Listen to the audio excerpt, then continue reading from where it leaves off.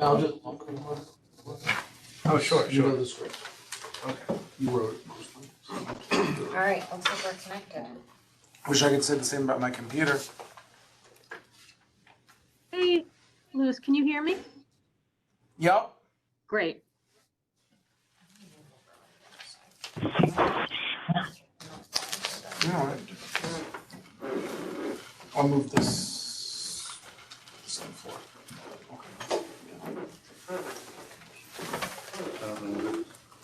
I don't see us, but.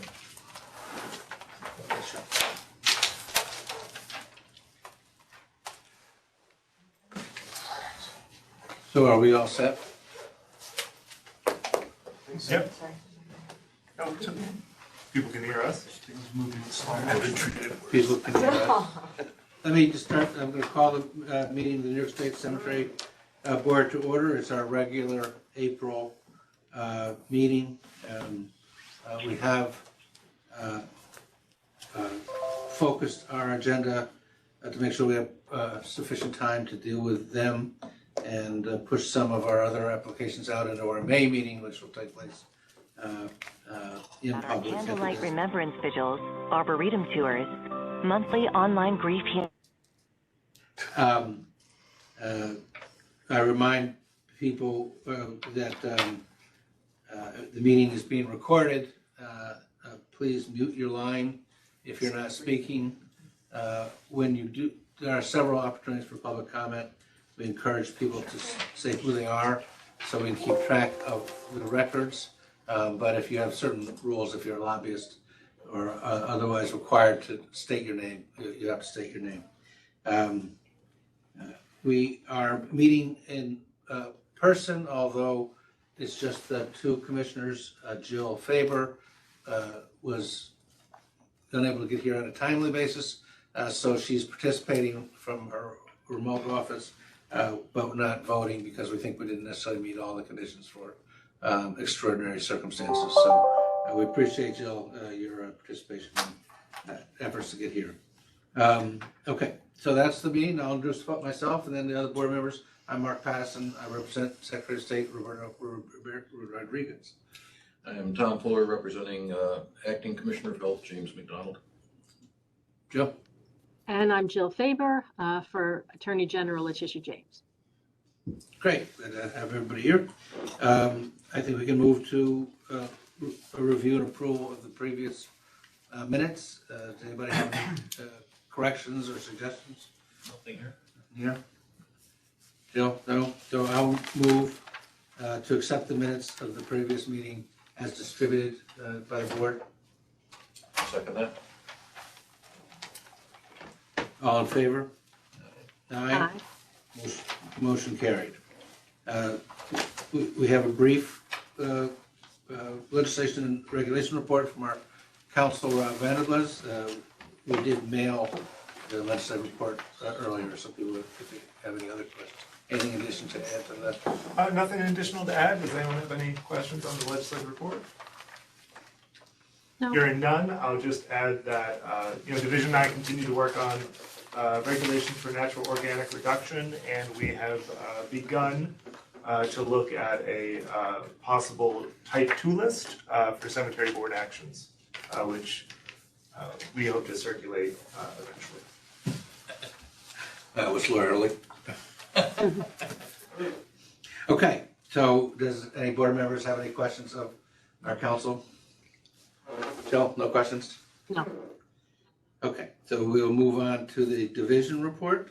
Our Director, Louis Polster. So ordinarily, I'd be reporting on delegated duties performed by the division this month. We've decided to defer that to 2 weeks from today, when we will have a bigger audience at the State Association of Cemeteries meeting.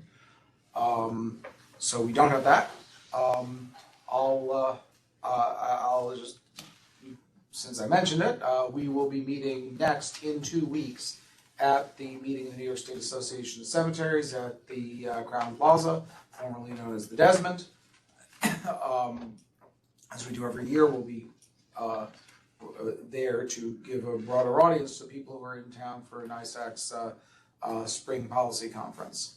In addition to that, I'll just mention that I was in Seattle about 3.5 weeks ago to visit natural organic reduction facilities. The last time we met, I was about to go. Now I've been. We learned a lot about natural organic reduction and a lot of what goes on in the process and how the operators handle certain situations, how they see themselves, what the technology looks like. We got more or less detailed introductions to 3 of the 4 facilities operating in Washington State. There's only one other facility in the country in Colorado. We didn't go to Colorado, but that's going to, I think, significantly inform, it's already significantly informed our beginnings of trying to come up with regulations to implement natural organic reduction. And I'm sure we will be talking more about that once we actually have proposed regulations. Okay, anything else, Louis? Nope. Okay, Oh, sorry, yes, I do. I apologize. You'll do that, but before I do that, there are some staffing changes at the division. Wanted to report that Senior Accountant Vince Gimondo has retired. Our New York City-based Senior Accountant has retired a couple weeks ago. And our Syracuse-based accountant, Chris Costco, is retiring next week. Towards the end of it, next week. To put that in perspective, Chris started working at the division in 1979. So that's obviously going to be so soon? a big lift to fill his position. We're working on getting the ball rolling to get a recruitment going to fill both positions. Okay. In the meanwhile, if you're in either downstate or central New York regions, the cemetery should just contact the Albany office and we will handle things out of here. Or parcel them out, as the case may be. Yeah. Now you want to do the... We wish both of them the best, and we'll celebrate the retirement weekend. We've received a little over 1,100 annual reports so far, 45% of which have been filed online, which is trending better than prior years. That's good. Anything else, that in the division report, any questions for Louis on the division report? Okay, we'll move to the vandalism report. We don't have any vandalism orders, but we do have some information. Yeah, I circulated the report. We're starting a new fiscal year. For last fiscal year ended 3/31/23, we had approved a little over $1.6 million in hazardous monument applications for last year. We pretty much had the big dump of vandalism payments for the calendar year 2022. So that has slowed down quite a bit. Of course, we don't have a budget yet, so we don't know exactly what our appropriation or cash will be for the coming year. Right. We can guess, but we don't. It hasn't. It's not signed, sealed, and delivered yet. Okay. Any other questions for Alicia on the vandalism fund? Okay, so let's move to our, we have 2 items of business. The first, I'll take the first because I think I expect it to be a little bit shorter, but an application from Pine Lawn Cemetery in terms of an additional lawn crypt. Is there someone who's going to present that to the board? Yeah, that's me. So Pine Lawn's been developing section. It's got an area of the cemetery on. So Pine Lawn has 2 main developed sections right now. There's on either side of Wellwood Avenue in Farmingdale. They've been, over time, developing sections of lawn crypts on the west side of Wellwood Avenue. There's one particular area, and as one section fills up, they start developing another one. This is another section adjacent to those existing sections. It's an additional 1,200 lawn crypt graves. The specification these consistently sell well from the cemetery and make money for it.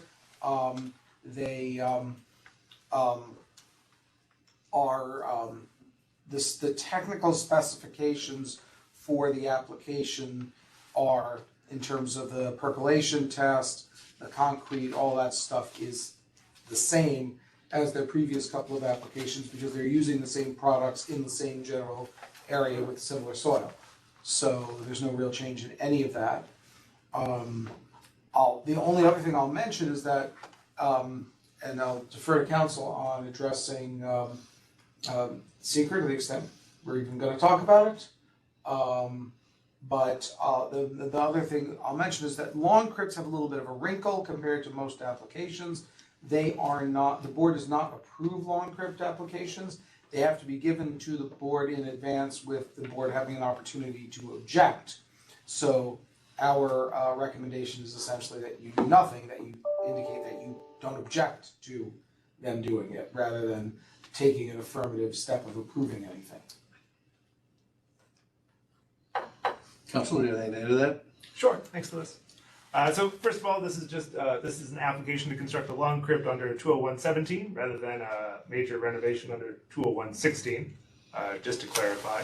And I'll just add to what Louis said. If the board does object, the board has to provide its reasons for the objection to the cemetery in writing. Do we make a motion to not object or just? Yeah. Okay. So, any other information to provide? Well, in accordance with my memo to the board, I'm recommending that the board consider this application to construct lawn crypts type 2 for the purposes of seeker. Essentially looking at the lawn crypt regulation, these technical specifications could be analogous to a building permit. There's either enough ground put on top of it or too much, et cetera, et cetera. And so when we're looking at these technical specifications, this is a mechanical application of those requirements to the application.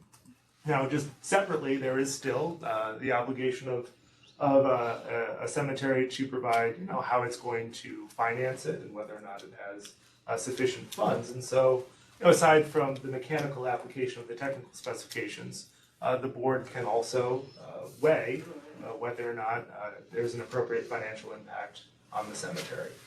Yeah, I should have addressed the financial. It's in my report that they're going to take in about 10 times in sales what they're spending on it. And they're paying for it out of general fund? And they're paying for it out of their general fund, which is in the 9 figures. There's no impact on their general fund. Correct. So am I taking two actions? One, I'll make a motion, correct me, for the board has considered this and believes it's a type 2 action for purposes of seeker. Mm-hmm. So I'll do that separately. Do I have a second for that? I'll second that. Any questions or questions about the motion that we're doing? Okay. So all in favor? Aye. Aye. The motion to declare this as a type 2 action is approved. The second is that given the review by the division and by council, I make a motion that we have no objection to the addition of this lawn crypt. Second that. Second. Any other discussion, questions? If not, all in favor? Aye. Aye. Motion carries. Next is the more bigger one. And it's a pilot on long-term lease major renovation. Going to turn it over to our council to describe where we are. Okay, so for this application, Division and I drafted a proposed resolution for the board. The draft resolution states that the cemetery board's decision on the cemetery's application to lease lands and construct buildings is subject to seeker. It also describes and couches today's meeting as a type 2 action pursuant to paragraph 34, subdivision C of 617.5. And I'll quote, engaging in review of any part of an application to determine compliance with technical requirements, provided that no such determination entitles or permits the project sponsor to commence the action unless and until all requirements of this part have been fulfilled. And we're going to jump to DEC's Seeker Handbook for a quote about what that means. What this does is it refers to the identification of deficiencies and sufficiency of applications and the fact that these efforts need to be done before the action can be further processed under seeker or the underlying state or municipal law. These activities are designed to protect the environment and maintain compliance with state or municipal laws and ordinances. There would be no adverse environmental impact. Early review conducted prior to seeker may inform agencies of issues, for example, identification of a wetland on a project site. And let's take it to what we're doing here. So here, a good example would be, if a cemetery comes before the board to lease land and they propose to construct buildings as part of that lease and then retain buildings at the end, they need to provide 2 quotes for the cost of removal. What we're doing today is, we're pointing out that as part of the materials presented by Pine Lawn, they've provided 2 quotes. Now, throughout the course of the seeker process, the parameters of this proposed project could change. In turn, the buildings could change. In turn, the quotes to remove some of those buildings may change. So through the course of the project, we might need new quotes. We may not. I cannot, in fact, predict the future. Even if those estimates don't change, the inclusion of the 2 estimates for removal in the application now does not commit the cemetery board to a course of conduct. The fact that the cemetery has worked with the OS staff to submit materials to get to what we often refer to as a complete application, before the board, does not limit the board's ability to seek additional information or documents from the cemetery. It does not require the application be approved, or the board could even, add additional, conditions or even reject the application. So our recommendation today, as reflected in the proposed resolution, is at the conclusion of the seeker process, the cemetery board will make a determination on the application. Prior to that point, the division and I wanted to provide the board with an opportunity to review the materials assembled, to engage in the type 2 action I described, for review for compliance with technical requirements. Today's review would not entitle or permit the cemetery to lease the land or construct the proposed buildings. Okay, go ahead. Why don't we see if there's any questions for you first, because I wanted to give actually, let me just give a tiny bit of background. I'm not sure you're finished. Were you? Are you Sorry. finished? Not yet. Go nuts. Okay, I'll go nuts. Furthermore, just jumping through the rest of the resolution, it states the cemetery board will participate in a coordinated review and anticipates the town of Babylon will serve as lead agency. In several correspondence, the town has indicated they intend to do so.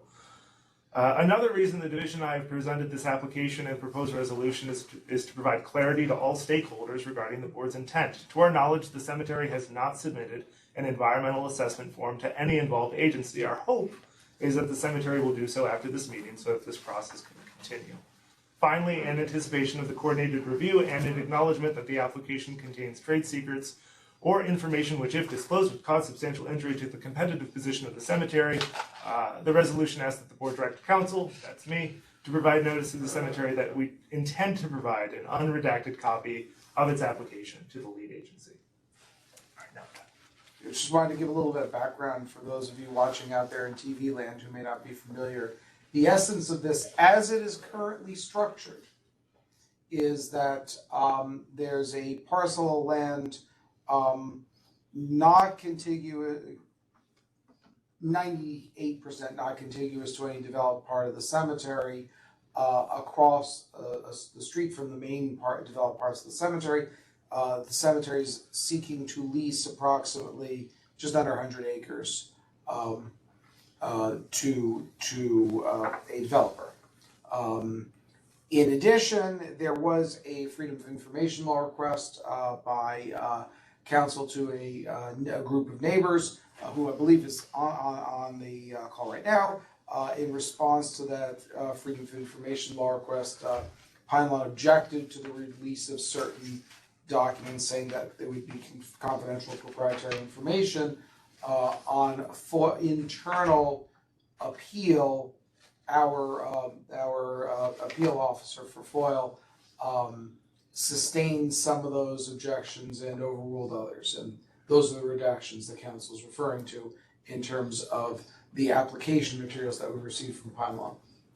Just sort of big picture background on what we're doing here. I think the council's characterized what we are and are not, probably most clearly not doing at this meeting, or proposing that you do at this meeting in the resolution.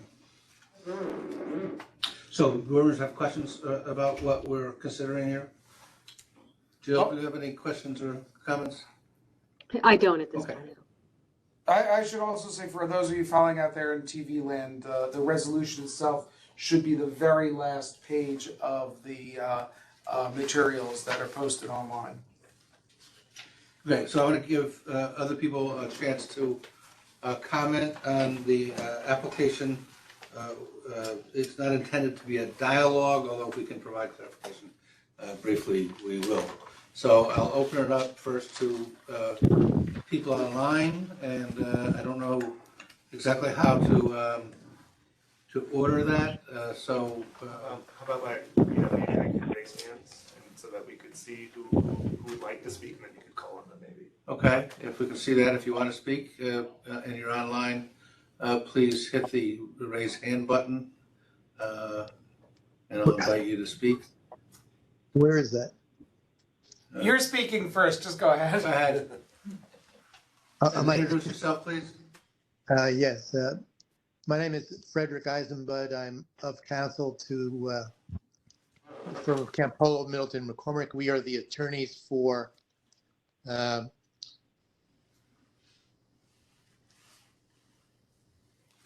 Yep, we lost your sound. the oh, You're breaking up. your sound is coming in and out. So what do I do? There you Oh, go. that's better. Too far away. Wait, now you're out again. I don't know why this does this. Mr. Eisenbud, I believe you're muted again. I don't think he's muted. I think the connection's bad. There's a Okay. red button. Better? How is that? Okay, That's good. that's good. Very good. All right. We submitted comments to the extent we could on May 16th, 2022, which were primarily focused on SECRA. I'm happy that Mr. Polishuk agreed with our position that SECRA is going to have to be completed before any final action can be taken. I'm just not sure. As I understand what you're saying that you're prepared to say that the form of the application is complete. Are you saying that all the requirements for a complete application are complete today and ready for review? It's not clear to me. Try to click. So, are you fine with me responding? Yes. Okay. So, thanks, Mr. Eisenbud. So no, we're not saying that all requirements have been met or are complete. So to jump back to my example, the statute requires that if they intend to build buildings and retain them at the end, that they need to provide 2 quotes for demolition, right? They've provided 2 quotes for demolition. So insofar as we're looking at that component, we are saying, yes, statute requires 2 quotes for demolition. They've provided them. We're also acknowledging that those quotes throughout the seeker process may be subject to change if the parameters of the proposed site change. The demolition quotes themselves might need to be updated. Okay, well, I mean, for example, one of the things you're looking at is whether this project will have any impact on the existing burial areas, as I understand it. One of our members has pointed out to me, and she has photographs, that on the site plan, there's like a blue triangle to the left. I don't know what the direction is because I don't see a directional on the site plan, but it's to the left of building 1. There are at least two marked graves in that area.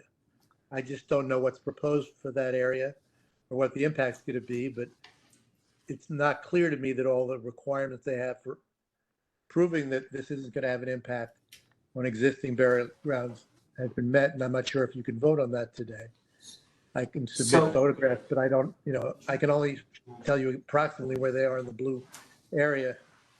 But anyway, that's one of the issues. Another one is, it's just not clear to me, is there an entrance now off of Little Neck Road to Pine Lawn in the vicinity, anywhere in the vicinity of this? So that people could access the burial areas? There is an access along Little Neck Road now to Pine Lawn?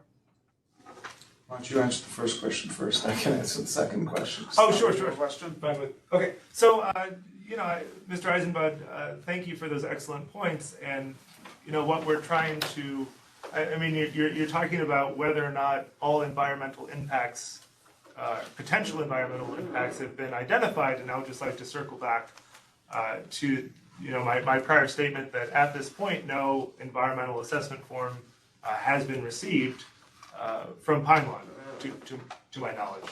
And so, the lead agency, should, once the environmental assessment form is received, review that, complete the rest of it, and if necessary, proceed to an EIS, an environmental impact statement, where the kinds of things you're mentioning could be considered if there may be substantial impacts on the environment. So, I appreciate what you're raising here, and in my mind, the secret process is where those concerns would be addressed. So to follow up on that, for the particular point you identified, the regulations and major alterations require the cemetery to submit a report that addresses the impact on existing burials.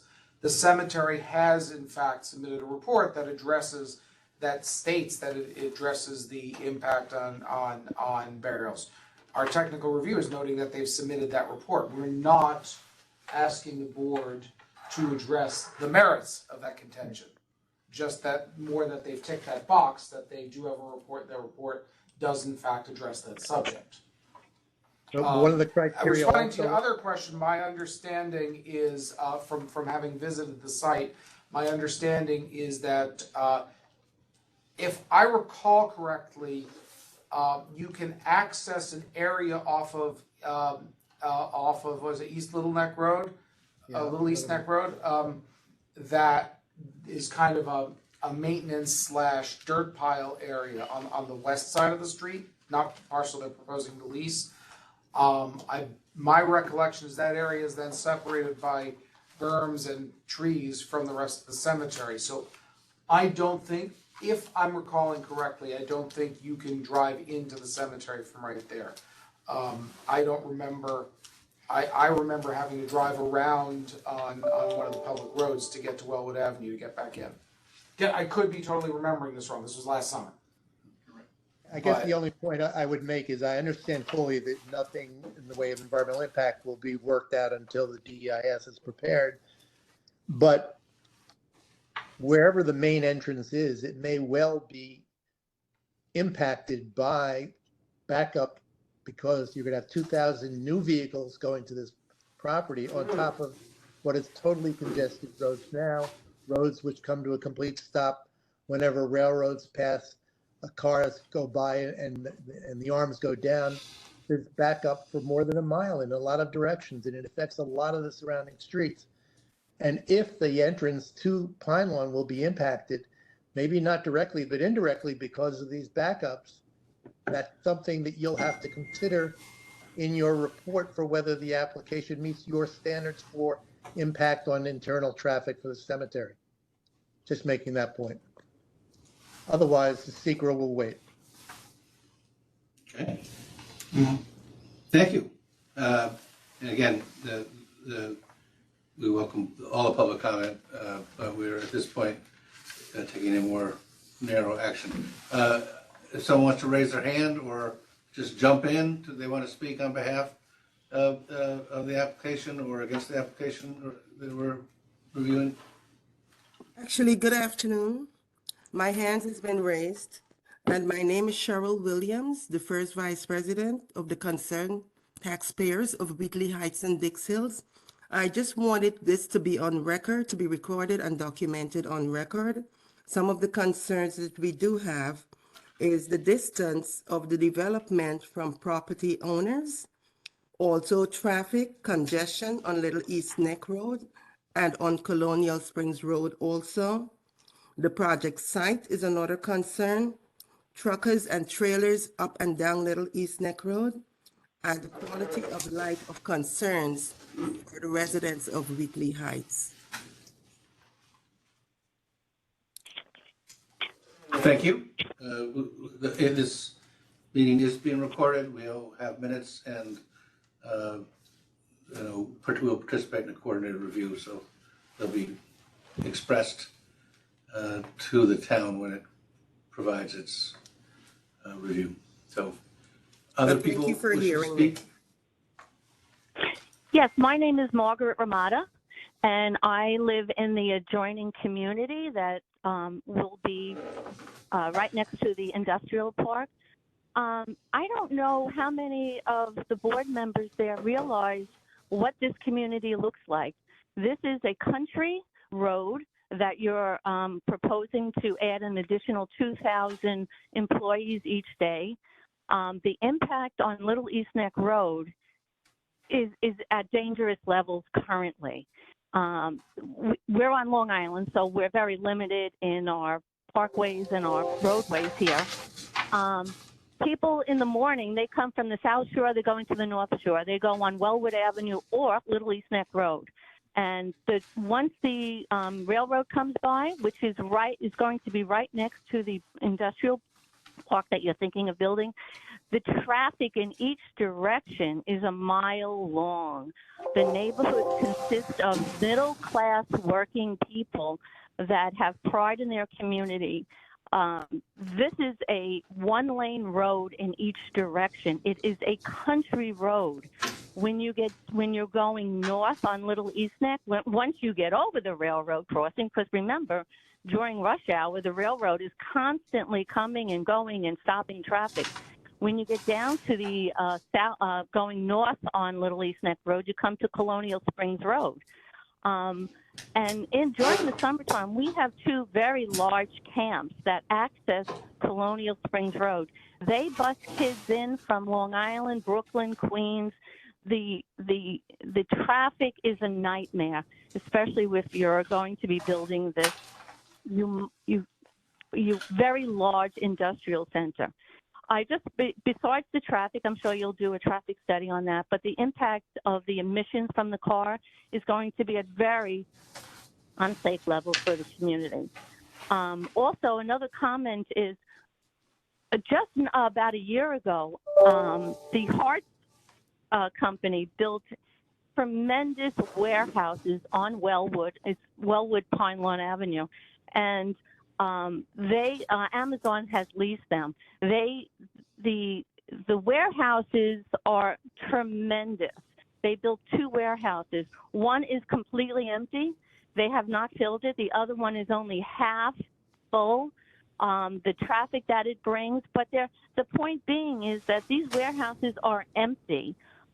Route 110, which also runs parallel to Pine Lawn and Little East Neck, was or is considered still the business hub of Long Island. Since COVID hit, the office buildings that are empty, the warehouses and factories that are empty, I just don't see the need to build more warehouses and office buildings when 1.5 miles to 2 miles away from where this proposal is going, they remain empty because people are not returning to work. Henry Schein, just 2 miles away, had two huge office buildings. They consolidated. One is empty. So I just want to make everybody aware that we are at a saturation point with office buildings, warehouses, factories, 2 miles away from this proposal. I mean, I can go on and on, but it just doesn't seem that this is the right place for it. Just because this is country roads, you cannot expand them because homes are on each side. The Pine Lawn National is on the other side of it. And I can go on and on to explain to you the impact of the traffic level. But it just, to me, I'm not, board member there, but there's so many empty warehouses, factory, and office places within 2 miles of this proposed site. And I'll leave it at that. I could go on for another hour about how this is going to impact the community. Thank you. Thank you for your comments, and again, the meeting's being recorded. So, are there other people wishing to speak on this topic? Yes, there are. My name is Genya Grant. I'm a member of the Rosa Parks Civic Association and a resident of Wyandanch.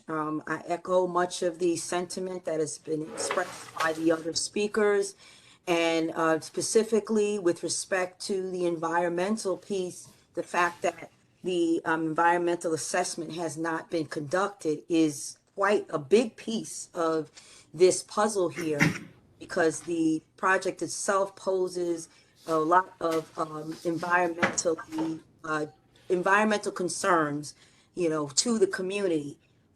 Just in general, Wyandanch has been recently identified as one of the environmentally disadvantaged communities out of several on Long Island.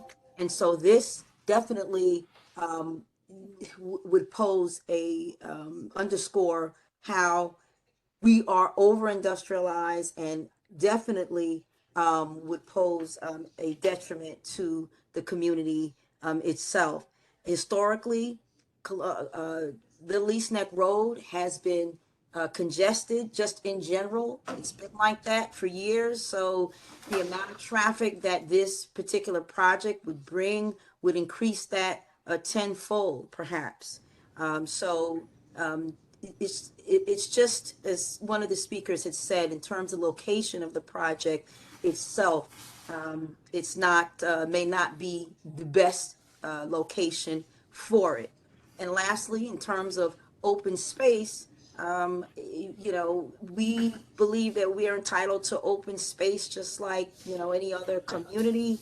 So therefore, taking space that has been open and then more or less clogging it with more buildings, more traffic, more cars, more emission on top of our designation of being a environmentally disadvantaged community would certainly drastically reduce the quality of life or impact the quality of life for residents.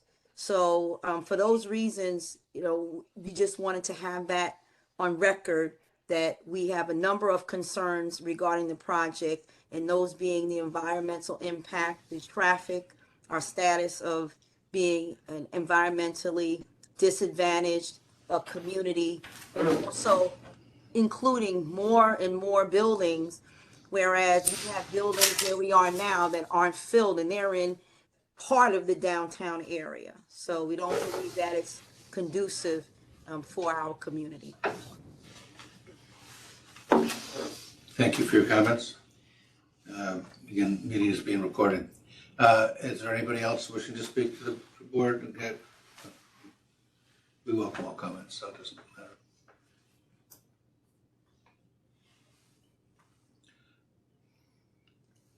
Okay, I don't know if you haven't heard all the comments, we still have another opportunity. Is there anybody else wishing to speak on this particular motion? Sure. David Fleming from the Featherstone firm representing Pine Lawn Cemetery. If I could just go over a couple of items that were discussed today. In particular, really the statute that was enacted to permit the leasing of property. This project in particular is the Suffolk Technology Center. It is not an industrial park. It is not an industrial site. The application demonstrates that. The information presented to the board demonstrates that this is not what this project is. Why this is significant based on the statute is that we have cemeteries in New York, as you all well know, who have excess property and have no ability to generate revenue from that property, or have the opportunity to create areas of the cemetery that could be developed by an entity outside the cemetery, and then the cemetery could utilize that property after the conclusion of the lease, where in this case, utilities would be included, roadways would be included. Pine Lawn has presented a plan to the cemetery board to retain a lot of that infrastructure, which is in the tens of millions of dollars that they would not have to be investing in that property. The property itself is basically 100 acres not attached to the cemetery, along the railroad tracks, across the street from the cemetery. And one of the comments that was made, and I know division staff is aware because I was on a tour with them when we toured the site, there is no public access to Pine Lawn Cemetery between the subject parcel that we're talking about and the operations of Pine Lawn. There is a current maintenance road that you can't get through for the public, which goes through acres of berms, waste soils, and maintenance materials and equipment. And as the application demonstrates that was provided to the board, it's also blocked on both sides of the road by mature plantings that when you have these huge excavators next to it, the trees are way higher than any of the excavators. And the cemetery also provided landscape architect overviews of what the site distance would be from different parts of the property, and it demonstrates the significant buffer that's going to be retained as a part of this project. The lowest buffer around Pine Lawn Cemetery is 30 feet. The average in recent years has been about 50 feet from the property line.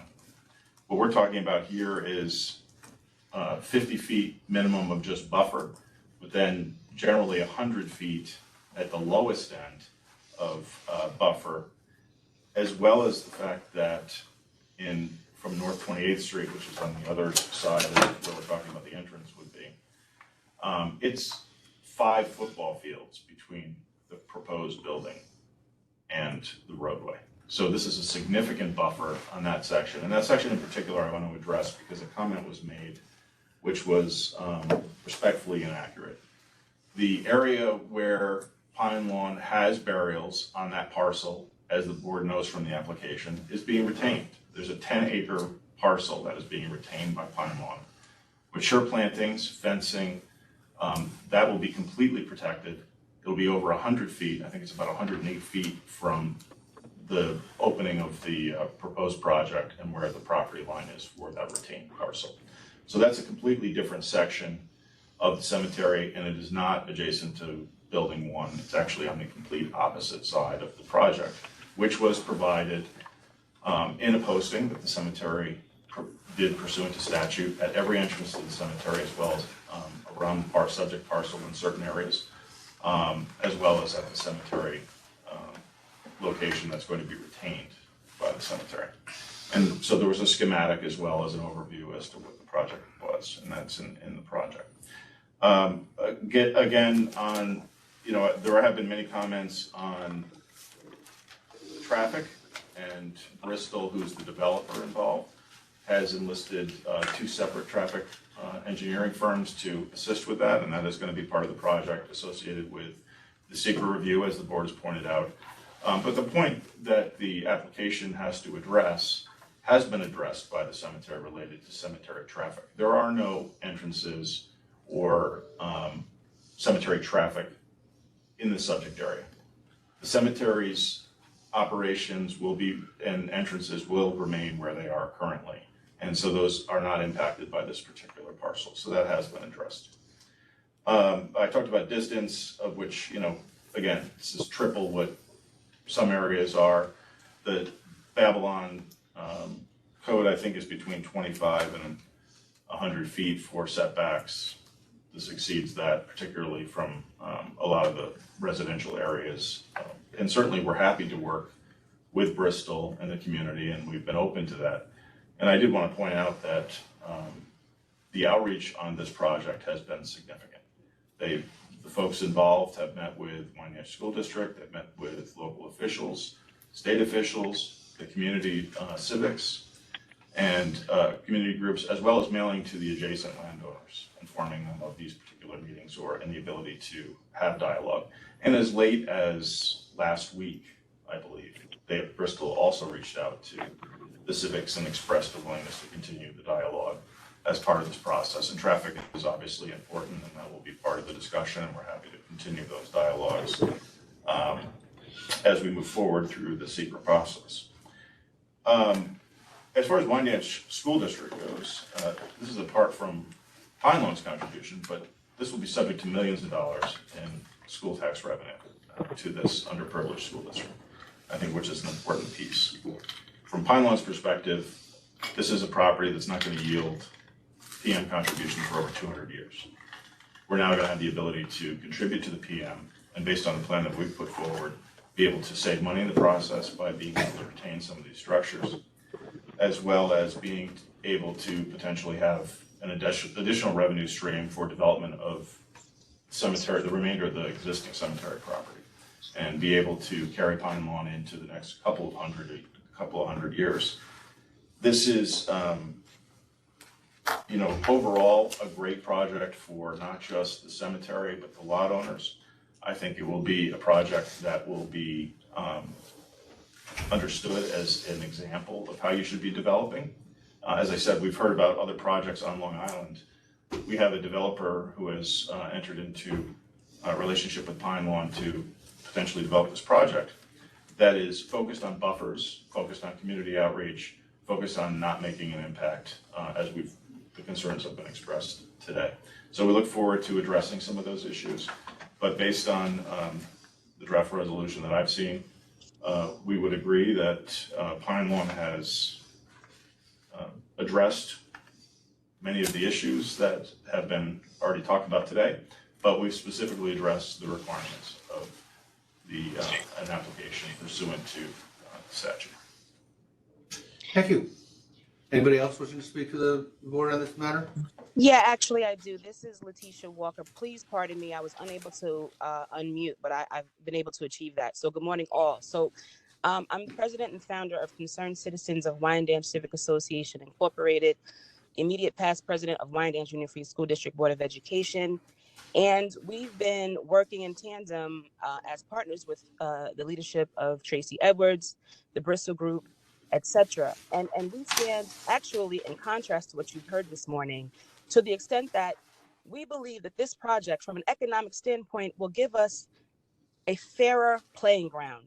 The majority of the comments heard this morning are from folks who have tax bases much larger than ours. Historically, Wyandanch has had a gap, has had a large economic gap, a large social determinant that leads to poverty. We believe that this project will definitely have an impact on our economic standpoint and give us economic power by job creation, by allowing social motivation, by allowing social mobility. We know that the environmental pieces of our community have been neglected for years. As a result of that, approximately 3.5 years ago, we formed a civic association that will address education, healthcare, poverty, and outreach.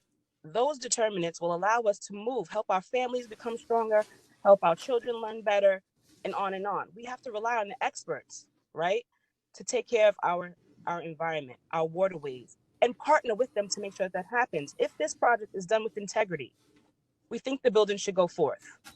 Our priority is sustainability.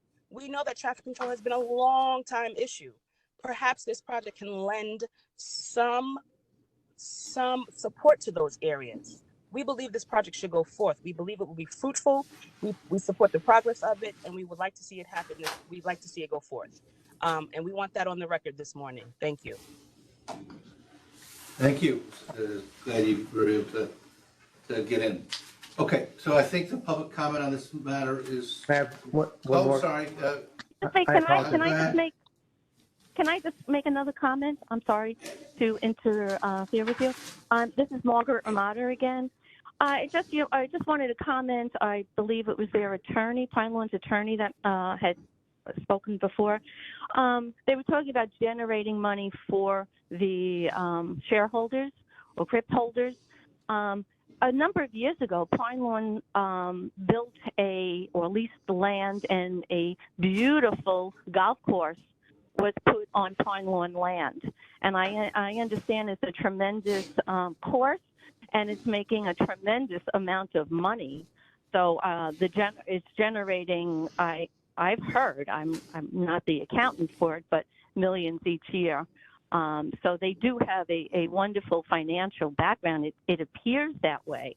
And just to comment on the woman who just spoke, I understand, the tax base for Wyandanch schools and the community, but this project, which is, all right, you don't call it an industrial park, but you're building multiple buildings and warehouses and trucks coming and going.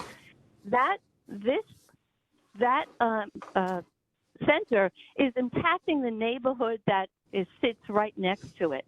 Wyandanch School District is on the opposite side. This project will not affect the housing on the other side of the tracks.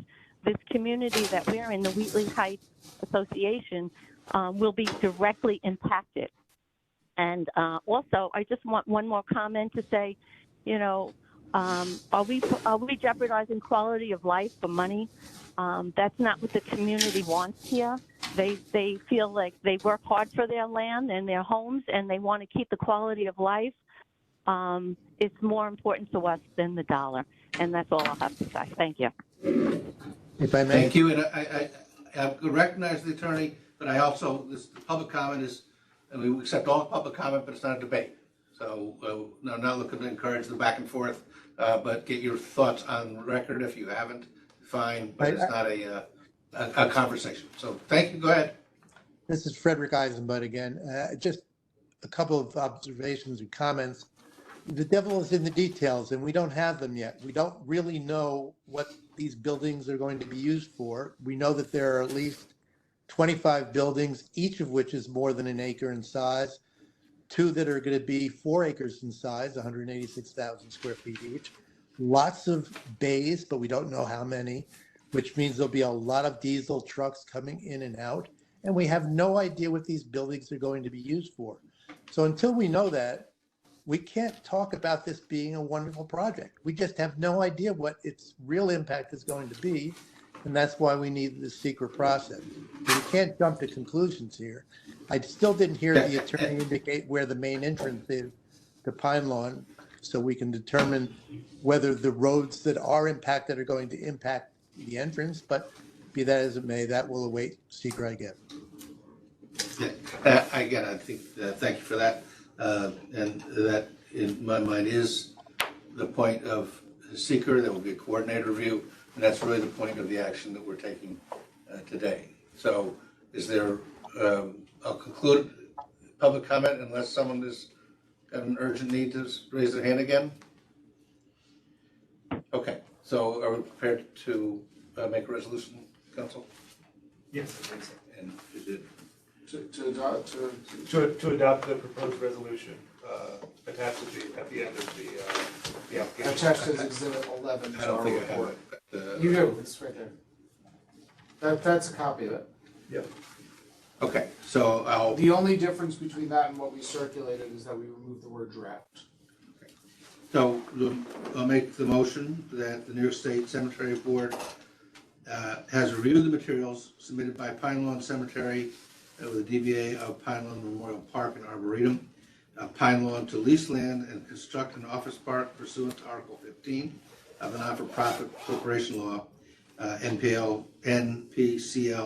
and 19 NYCRR Section 201.16. The board has conducted this review in accordance with the 6 NYCRR Section 617.15C 34 to determine compliance with technical requirements, and resolves that the board's determination on this application is subject to Article 8 of the Environmental Conservation Law, the New York State Environmental Quality Review Act, SECRA, and its implementing regulations. Pursuant to SECRA, the board shall participate in a coordinated review of Pine Lawn's application as an involved agency with the town of Babylon as anticipated lead agency. The board cannot make a determination on this application until the completion of the SECRA review process. The board desires to provide an unredacted copy of Pine Lawn's proposal to the town of Babylon, and pursuant to a prior Freedom of Information law decision on appeal and public officers law, directs council to provide Pine Lawn with the requisite 10 business days to respond, and subject to modification of Pine Lawn's proposal required by and any additional information learned as a result of the secret process, the board finds that Pine Lawn has thus far complied with the technical requirements of an application to lease land and pursuant to NPCL section 1506-E and undertake a major alteration pursuant to 19 NYCRR section 201-16. Is that sufficient? Yes, thank you. Okay. I wish I could read better. So do I have a second? Yeah, I'll second. I won't ask you to repeat it. I'll be glad to. Sounds like what he Is said. there any other conversation about the motion for us by board members? So we have a second. All in favor? Aye. Two of us are here. Motion carries. The application, the resolution is approved as read. I don't know if there's any other before us on terms of the Pine Lawn application. At this point, we normally, I think we've already said that the next board meeting is in May in 2 weeks at the conference held by New York State Association of Cemeteries. That's an annual opportunity for us to meet in a not just public but a audience format, and so we'll announce that. That'll be posted. Are there any other? Invite anybody else to for public comment on other issues that are before the board or could be before the board. Does anybody want to speak?